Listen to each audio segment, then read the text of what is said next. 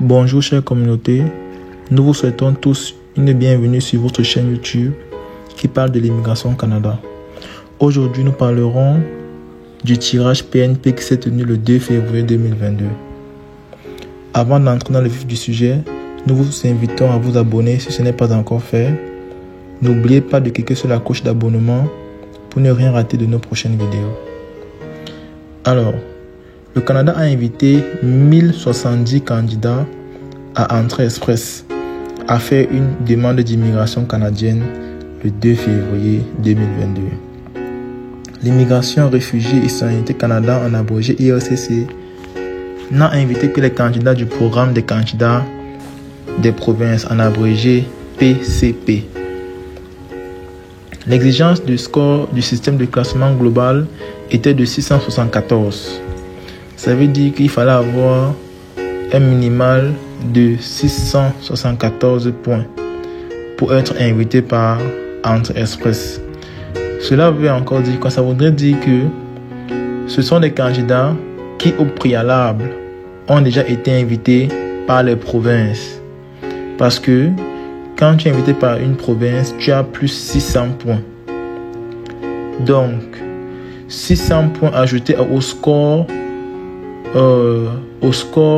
que tu avais quand tu étais dans le bassin, ça te donne maintenant ton nouveau score dans le bassin. C'est pourquoi donc l'IRCC nous fait comprendre que le score minimal était de 674 points. Les candidats PNP obtiennent automatiquement 600 points ajoutés à leur score lorsqu'ils reçoivent leur nomination. C'est pourquoi le score est nettement supérieur à un tirage typique de tous les programmes. Sans la nomination, le candidat ayant obtenu le score le plus bas n'aurait eu besoin que de 74 points CRS de base. J'espère qu'on se comprend. Le nouveau tirage bat le record du plus grand tirage PNP uniquement, battant le tirage du 19 janvier lorsque 1036 candidats PNP ont été invités. Les candidats invités ont maintenant 60 jours pour présenter une demande de résidence permanente au Canada. Le Canada ne devra organiser que des tirages PNP pour le moment. Tout en annonçant des mesures pour améliorer le système d'immigration, le ministre de l'Immigration, Sean Fraser, n'a pas précisé quand le Canada reprendrait les tirages pour les candidats Entrée Express éligibles à d'autres programmes, tels que la catégorie de l'expérience canadienne, en abrégé CEC, le programme fédéral des travailleurs qualifiés, en abrégé FSWP, excusez-moi s'il vous plaît, et le programme fédéral des métiers spécialisés, en abrégé FSTP. Cependant, il a assuré aux journalistes que la pause était temporaire. Avant la pandémie, la plupart des invitations Entrée Express étaient destinées aux candidats FSWP. En 2021, le Canada a invité plus de candidats CEC à postuler que tout autre programme, jusqu'à ce qu'il suspende les tirages CEC en septembre. En raison des fermetures pandémiques et de la stratégie d'IRCC visant à faire passer des résidents temporaires aux résidents permanents, il y a maintenant un arriéré de plus de 1 800 000 de personnes en attente de décision en matière d'immigration. En décembre, environ 119 000 de ces personnes étaient des candidats à Entrée Express. Wow.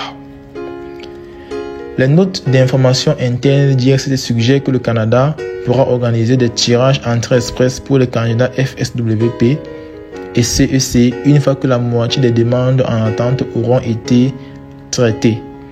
Le ministère de l'Immigration souhaite que les délais de traitement estimés reviennent à la norme de 6 mois, bien que le site web d'IRCC suggère que les délais de traitement estimés sont encore de 6 mois. La note de service indique que les candidats FSWP pourraient attendre environ 20 mois et les candidats CEC 8 mois. Fraser a déclaré que ces inexactitudes sur le site web d'IRCC seront corrigées dans les mois à venir. Pour les candidats d'Entrée Express au Canada qui pourraient devoir quitter leur emploi ou quitter le Canada pendant qu'IRCC suspend les tirages pour certains candidats, Fraser a déclaré qu'ils envisageaient des options pour garder les travailleurs au Canada mais qu'ils n'avaient pas encore de solution. Lors d'une réunion avec l'association du barreau canadien, Fraser a expliqué qu'IRCC explorait la possibilité d'organiser des tirages en train express axés sur les professions et répondant aux besoins de main-d'œuvre. Le budget 2021 du gouvernement canadien a également fait allusion à cette possibilité en notant la volonté du gouvernement de réformer en train express pour sélectionner les candidats qui répondent le mieux aux besoins du marché du travail au Canada. De plus, la lettre de mandat de Fraser lui demande de trouver des voies pour que les étudiants et les travailleurs temporaires puissent immigrer au Canada par le biais du système Entrée Express.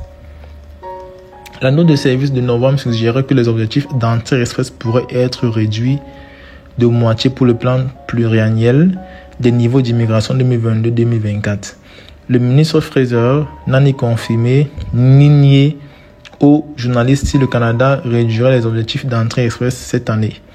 Avant de déposer le plan des niveaux au Parlement, Fraser annoncera le nouveau plan de niveau en février, probablement avant le prochain tirage d'Entrée Express. Donc, il faut dire qu'Entrée Express est le système de gestion des demandes pour 3 programmes d'immigration canadiens, à savoir la catégorie de l'expérience canadienne, le programme fédéral des travailleurs qualifiés, le programme fédéral des métiers spécialisés. Les candidats PCP du passé Entrée Express se sont déjà qualifiés pour l'un de ces programmes.